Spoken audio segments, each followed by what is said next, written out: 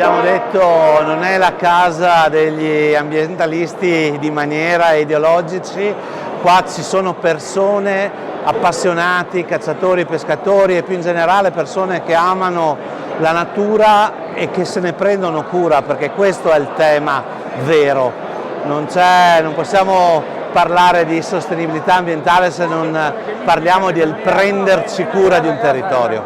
È importante perché tutte le riserve di caccia e tutti i bacini di pesca contribuiscono alla costruzione di questa fiera, insieme al Dipartimento della Regione Veneto, insieme alla provincia e al corpo di polizia provinciale, oltre poi a tutti gli espositori. È chiaro che mettendo insieme questi mondi diventa un'esposizione unica. Quest'anno hanno sentito parlare di noi dalla Tanzania e abbiamo avuto questa piacevole sorpresa. Fra l'altro stiamo anche aspettando l'ambasciatore che ci venga a trovare, sono anche loro dei grandi cacciatori e quindi faremo questo gemellaggio. Ma devo dire che mai come quest'anno penso che vedo grande entusiasmo sia negli espositori, che sono cresciuti anche dal punto di vista qualitativo, e sia dal punto di vista dei visitatori, ma soprattutto questa fiera è diventato anche un momento di dibattito su temi di estrema attualità, come possono essere quelli del lupo, quelli della fauna selvatica, quelli della pesca sportiva e quello che questa può rappresentare anche per il turismo della provincia di Belluno. Quindi devo dire un momento di confronto molto importante e sono, devo dire, orgoglioso che questa fiera cresca di anno in anno.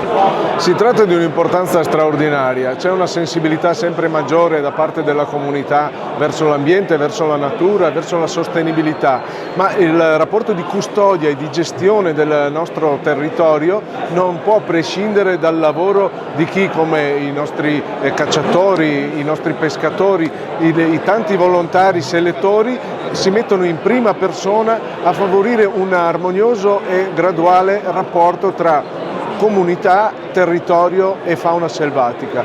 Questo permette il raggiungimento di un equilibrio che rappresenta un punto indispensabile anche per chi vive nelle città, anche per chi magari sembra essere lontano da questi temi.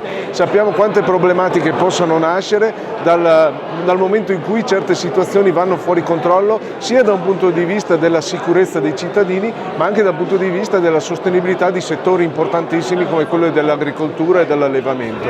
La pesca è già un prodotto turistico molto richiesto e si tratta ora di organizzarci affinché sia sempre più fruibile e accessibile.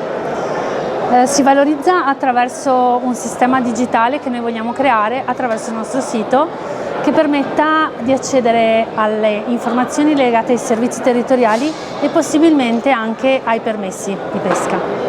Abbiamo discusso oggi a questo interessante incontro come alcune caratteristiche della biodiversità dei nostri laghi e dei nostri fiumi siano veramente uniche e molti turisti stranieri vogliono venire a pescare qui perché trovano queste caratteristiche.